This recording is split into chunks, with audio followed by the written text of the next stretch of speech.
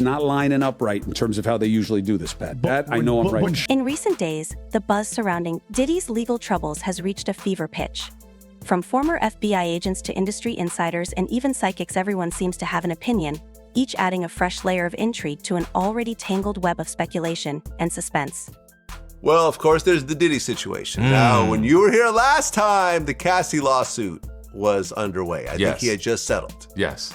But since that time, the FBI raided both of his houses. Now, you know Diddy personally. I know very well. I've met him before. Yes. I don't know him that well, but I have met him before. I've never been to none of his freak offs. No, I haven't either. I never got invited to a house party. I did go to couples parties back in the 90s when it was just wholesome parties. Right. There was no freak offs. Right. He really gave, and I'll give people their props, he really gave one of the greatest birthday parties I've ever seen in my life back in 1996, 97 in Atlanta at a club called 112. He had the whole Morehouse marching band in the parking lot. This is when the Hyatt now in in Atlanta, across the street near Lenox Mall, was, Google what the Hyatt used to be, Vlad. The Hyatt was another hotel prior to that, back in the 90s. I forgot the name of it. Atlanta transformed, man. Yeah. I was just there. And it's like all the, like the club where BMF had their shootout, that's not a club anymore. It's just buildings now. It's just buildings. It's like high-end stores now. High-end stores. Something crazy happens, they'll tear it all down and start over. But you could see out the window the marching band. Yeah. And the party had a theme of it. They had women with snakes on. It was like it was amazing. Yeah. But it's sad to see. I guess you could call it a downfall of one of the greats. Yeah, well, he hasn't been charged yet, so we don't know. But reputation-wise, is tarnished. Reputation is definitely tarnished. Yes. But what's more serious than that is, like I remember it was announced that he took one of the biggest second mortgages out in U.S. history. He pulled out $100 million out of his properties, which to me seems like he's preparing for a legal defense. Okay. He sold Revolt. Yes, I saw that. So it seems like he's stacking now he took money. out $140 million, right? Well, I heard $100 million from his houses, but I don't know. You might be right. Yeah. It was a huge amount. A huge amount. It was a huge amount. Now, why do people do that? Now, in my head, I'm thinking, I study a lot of finance, right? They say when you take out the 100 and something, are you using it? Is it a second mortgage? You now own. Yeah, if you own the house outright, you could basically, or if let's just say you owe a certain amount. Let's just say you have $100 million worth of properties, right? And you owe. The saga took a dramatic turn when FBI agents raided Diddy's lavish mansions, reportedly seizing tapes, weapons, and hidden cameras. These raids ignited a firestorm of speculation about the true nature of the investigation. Whispers of possible links to lawsuits alleging sex trafficking only deepened the intrigue, especially as the case began involving multiple states. As disturbing allegations came to light, the situation grew darker, fueling public curiosity and concern. A former FBI deputy director offered insight, emphasizing the weight of the attorney's statements and hinting at the possible motivations driving the investigation. Mention of sex trafficking sent shockwaves through the public, prompting even greater scrutiny of Diddy's actions and raising serious questions about his future. 2 weeks ago, I'm outside my office. My assistant comes up and says, Suge Knight wants to speak to you from jail. I said, who? He said, Suge Knight. The Suge? Yes. Gotta be kidding me. No. Get on the phone. We have a great conversation together. He says, hey, I watched the podcast. I want to come on and do the longest podcast and speak to you about any questions you may have about Diddy, Jay-Z, Biggie, Tupac, what's going on with music industry, et cetera, et cetera. So then yesterday, we have the podcast that we do. He calls in 6 times. Each call is 15 minutes. We have to edit it because he is calling from prison. And we had a great conversation together. The things he said to me about Diddy was very interesting. He says, do you think Diddy independently picked up these habits, or do you think somebody taught him? And who taught him? He dropped 2 names of who he claims that taught Diddy these bad habits of what to do with boys. And he says Usher can stop it because there's something that and then he brought in, we talked Tupac, how the difference between him losing Tupac that cost him money versus the difference between Diddy losing Biggie, it made him money. And the feud and the stuff with Dre at the end, when Dre was going to get 50%, $60 million, how that whole arrangement worked out, and how the negotiation with Eazy-E, what he said about Eazy-E's feud with Dre that I had never heard before. Anyways, if you're somebody that follows hip-hop and you know the whole story, because a couple of weeks ago I had Dame Dash on, so that was a whole different conversation that we had. If you're somebody that follows these things closely, I had Greg Kading in the past before telling me exactly who shot Tupac Biggie, because I'm curious, the detective that did the background on this. You're going to be glued to the phone to hear what Suge has to say. Because when Suge answers, sometimes he goes like this. You just kind of have to hear what he's trying to connect the dots. But if you speak that language, you'll kind of know what Suge is saying. And there was a couple parts that he could be a comedian. But with that being said, here's Suge Knight on PBD Podcast. All right, so we have a special guest here with us today, Suge Knight from R.J. Donovan Correctional Facility, prison in San Diego. Suge, for those of you that obviously follow hip-hop, his background, co-founder of Death Row Records, at one point $750 million of generated revenue. I think one year they sold 60 million records, 150 million total records sold. They had some of the biggest albums ever, signing Eazy, Snoop, Dre, Tupac, Nate Dogg, Corrupt, MC Hammer, Warren G. The list goes on. Suge, it's great to have you on the podcast today. Hey, great being on here. And I appreciate that. By the way, one of the things I think is important for the audience to know is the fact that you just said, look, whatever Pat wants to ask, I want to have all the conversations, any questions, nothing's off the table. Is that correct? I like Pat. And one of the things that I always feel, if you ever going to do something and have a platform, it's about telling your truth to the next person's truth to help the generation. I agree. By the way, Suge, did you by any chance, before we get started... The conversation soon shifted beyond the legal realm, delving into the mysterious aspects of P. Diddy's lifestyle and connections.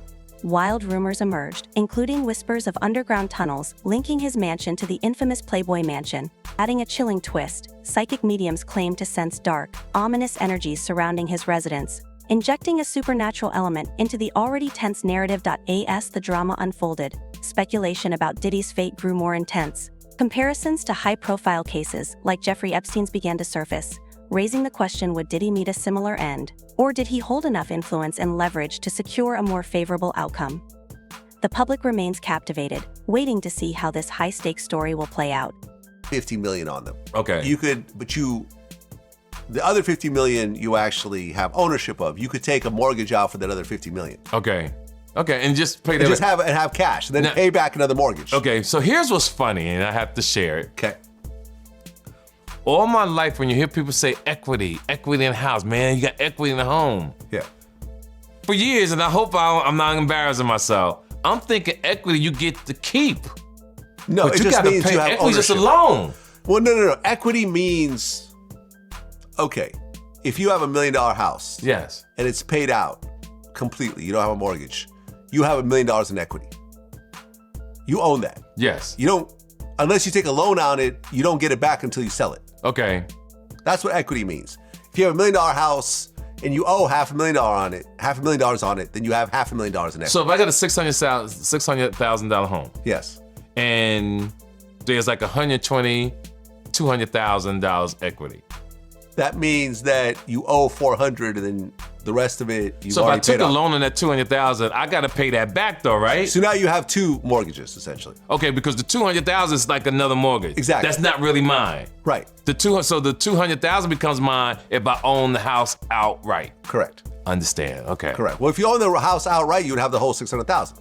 Okay. You wouldn't have any mortgages at all. Bingo. For example, I own my house outright. Okay. Right? So if I ever need money, let's just say I need an extra $1 million. Yes. I could go to the bank and say, listen, I own this multi-million-dollar home.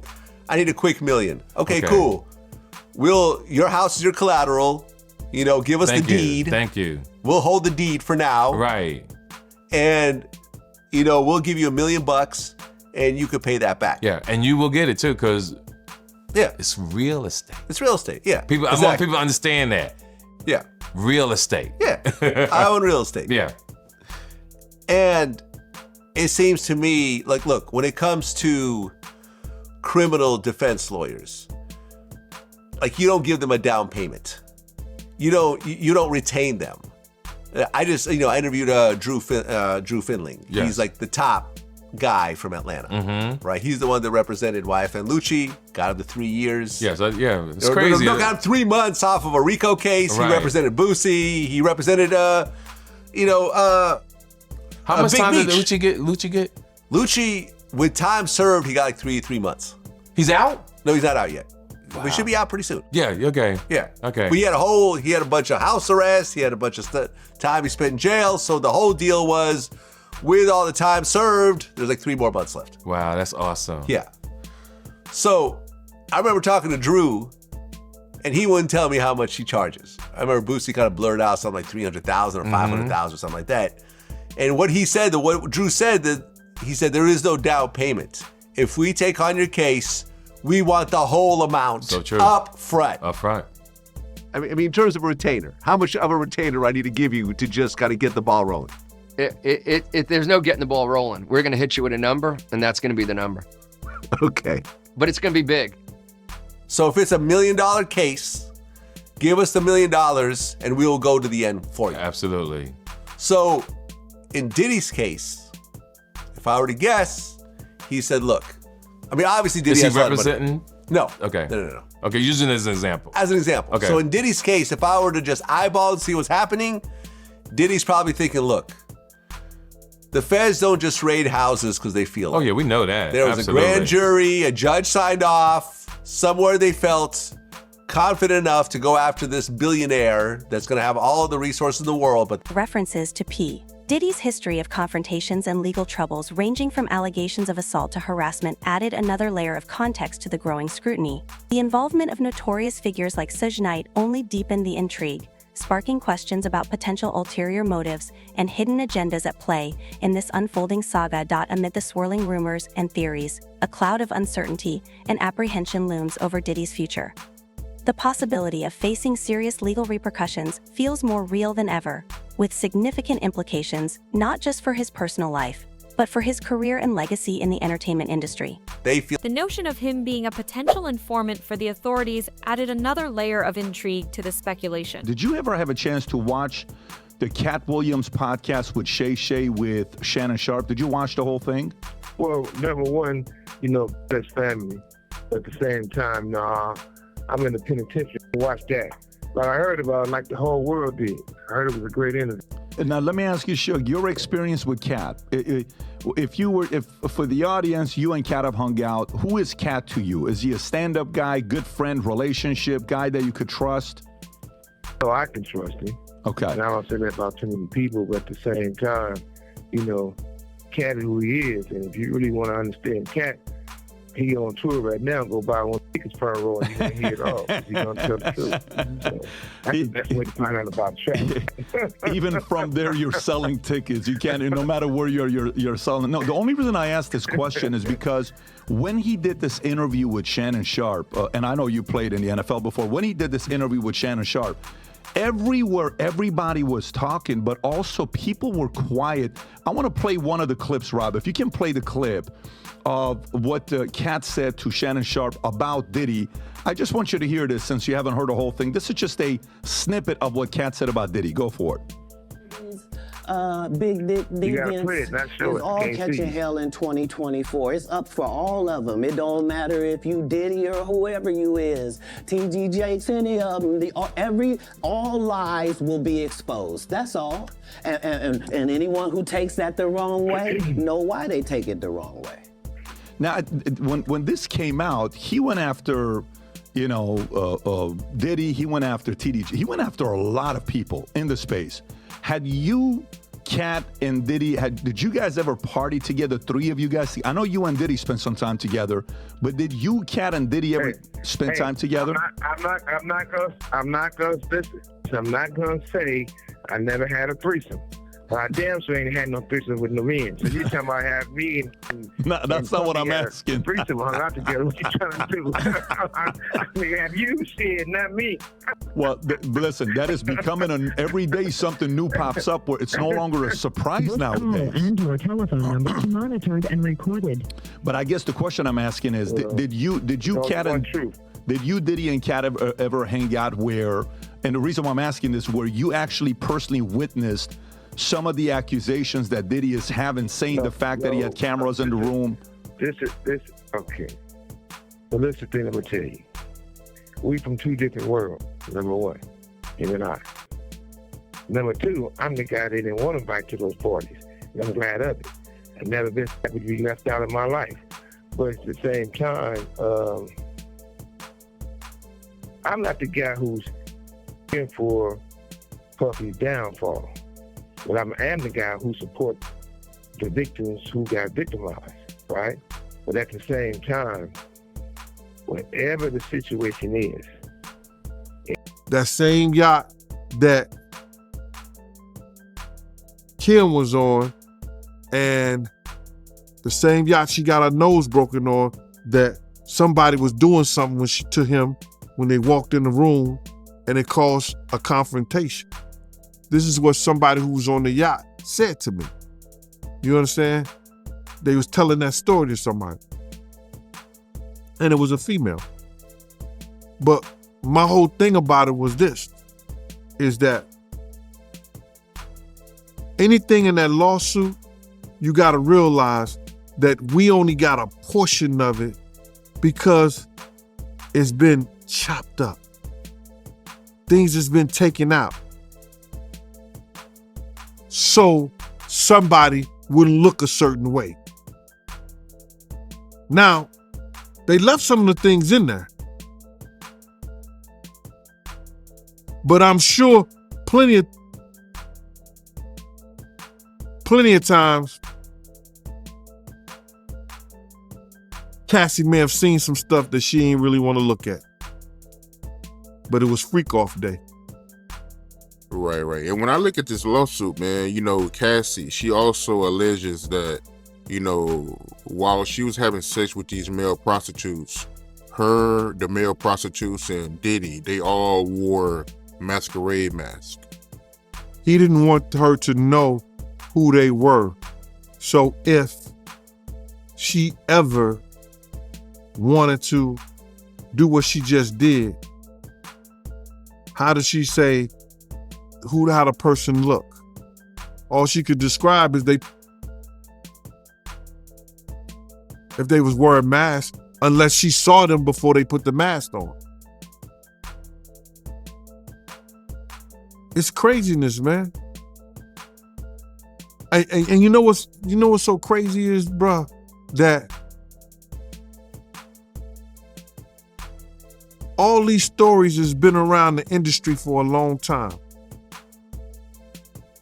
All these industry people know that Diddy been acting like this and doing this and try to engage other men into sexual acts with him. There was story that he was trying to get Chris Brown. There's stories about, those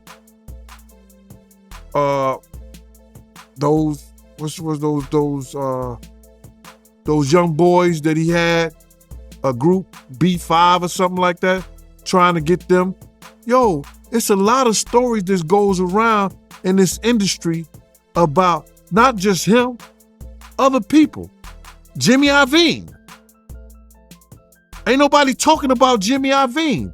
He got sexual charges and everything on him, but he got those publicists that's keeping it out off of CNN, is keeping it off the major news reports.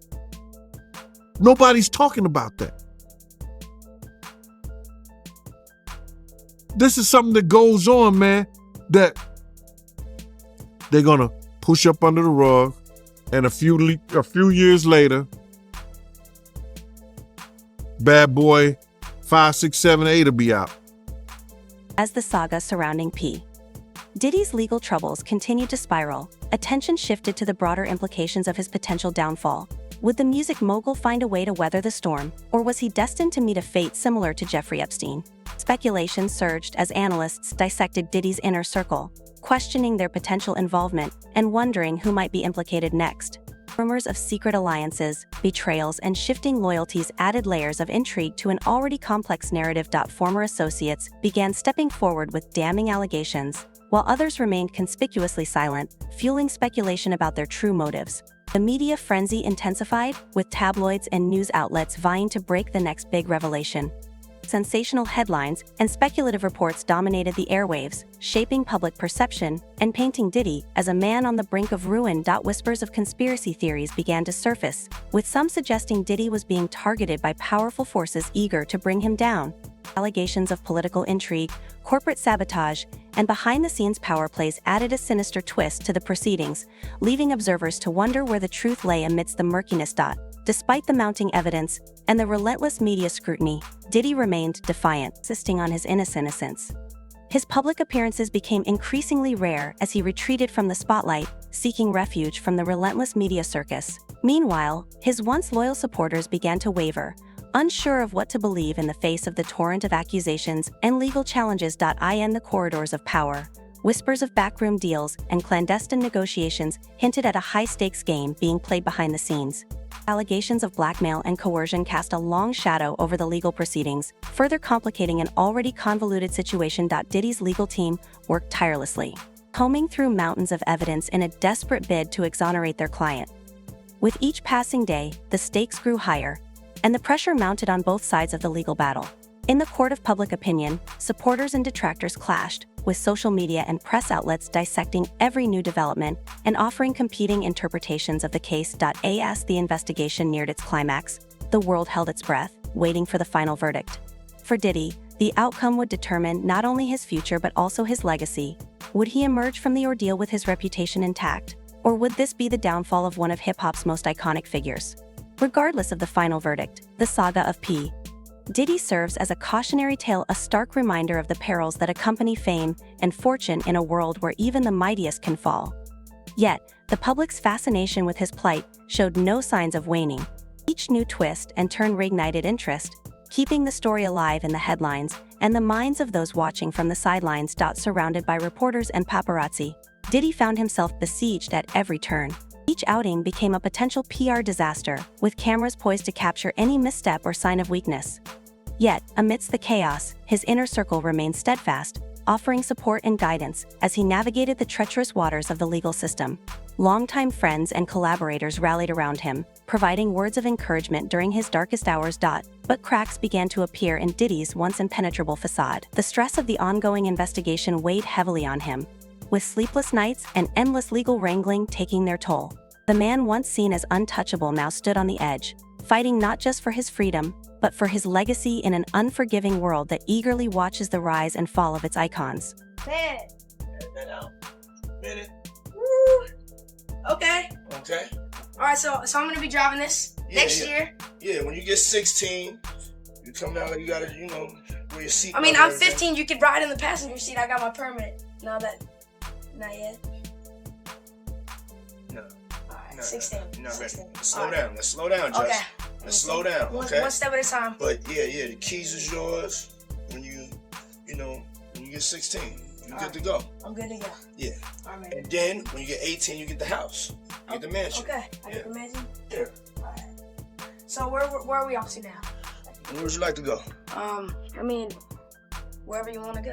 Where are we going? So check this out, yo. Justin, you ever seen the movie 48 Hours? Right now, he's having 48 hours with Diddy, him and his boy. They're having the times of their lives, like where we hanging out and what we doing.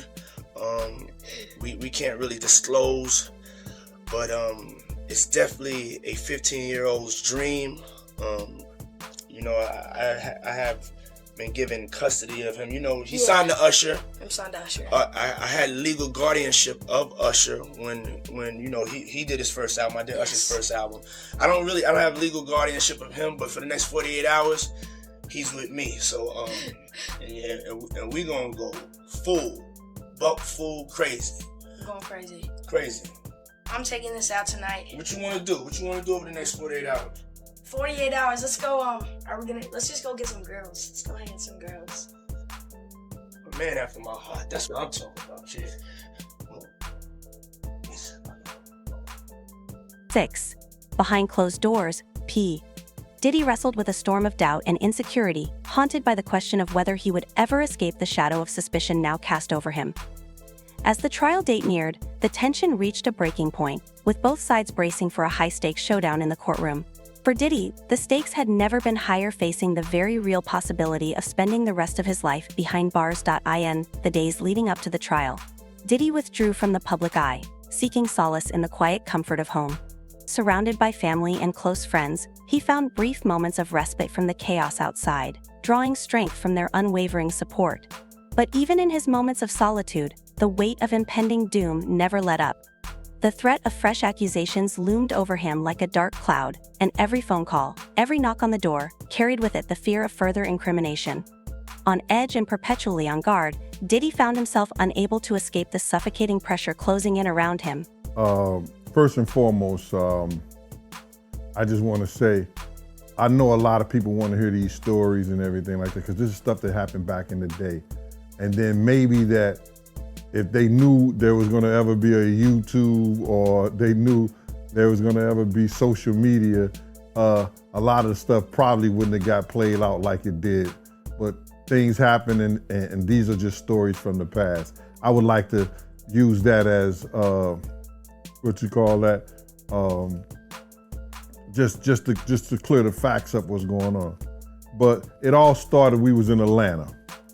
And this story starts when I'm with Puff, and he's in exotic bookstores, and he's doing shopping, right? He's shopping, getting his stuff and everything like that. So, you know, this is the first time I was ever in an exotic bookstore with Puff. So, you know, I'm giving him his space. He's taking things off the shelves and stuff like that, because they gave him a brown paper bag. When they gave him a brown paper bag, he was just putting stuff in there. So I said, damn, you know, he got to go put it on the counter and, you know, show everybody what he's getting. So as he going, I'm just looking at the places where he picking stuff from. So there's one part he picked up some things from up here on my left side. And then he picked like quite a few of them down. I'm like, okay. He put them in the bag. So when I went by there and I looked up there, and it said butt plugs. And I was like, hey, yo. I was messing with him. Because people don't understand, you know, we was like friends. He was a part of the same gang. So I'm still gonna tease him. I'm still gonna mess with him and everything like that. I could do that. It wasn't just no security thing. So I say, yo, what are you getting this for? And it said butt plugs, and he was like, yo, can I do my shopping by myself? I said, yeah, you could do it by yourself, brother. And he started walking and everything like that. So when he got I just waited at the counter. So when he got to the counter, he didn't even have to show the guy nothing. He just gave the guy a wad of money. I mean, like, he gave the guy a stack, something like this. And Puff wasn't the dude that carried no 20s and no 50s and nothing like that. And I mean, like, he just said, boom. And we walked out the store. So we had to leave Atlanta and go to North Carolina for a show. You understand? And it was him, this rapper, Sarah, and this other girl. We all got on a G5 jet, and we flew to G4 jet, and we flew to As the trial began, the eyes of the world fixed on the courtroom, hungry for any glimpse of the drama unfolding inside. Day by day, the proceedings played out like a high-stakes thriller, each twist and turn keeping spectators on the edge of their seats. For Diddy, it was a grueling ordeal, enduring relentless cross-examination and constant scrutiny from prosecutors who seemed hell-bent on securing a conviction. Yet, despite the mounting pressure, he remained resolute, a man determined to clear his name. With every question and accusation thrown his way, Diddy stood firm, driven by a singular goal to prove his innocence to the world and emerge from the shadow of doubt that had hung over him for so long. North Carolina. So later on that, I think that afternoon, same day, this rapper and him, they all in the room together. You know, it's Sarah, the girl, Puff, and this dude, this rapper. So I'm here at the door and stuff like that, like, yeah. So then next thing you know, somebody rang the doorbell. We had the presidential suite where we was at. So I opened the door and the dude said, yo, I'm here for my cousin. I said, who your cousin? And he said, Ja Rule. I said, well, he busy right now. He said, he busy doing what? I said, he with Puff, they're in the room, they busy, they don't want to be bothered. He said, well, I'm going in there. I said, bruh, you ain't going in there because he told me they don't want nobody to be bothering them. And he was like, yo, I don't care, man, I'm going in there. That bull like that. I said, yo, bruh, Jesus Christ had to come down here and take the air out of my body before you get in that room right there. Watch. He tried to bum rush me. I grabbed him and threw him against the piano. When I threw him into the piano, Puff and Ja Rule runs out the room.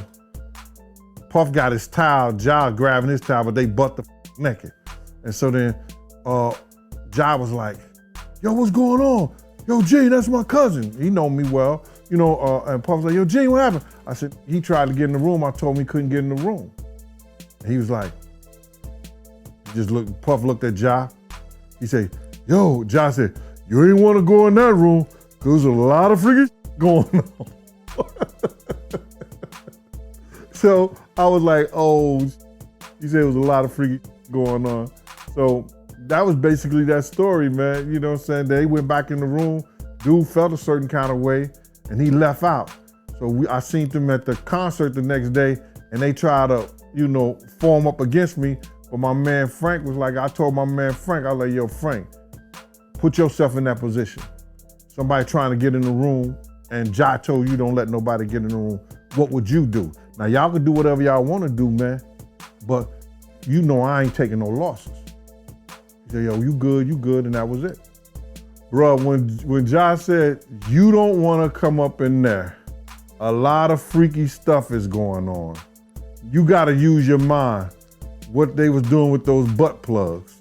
right.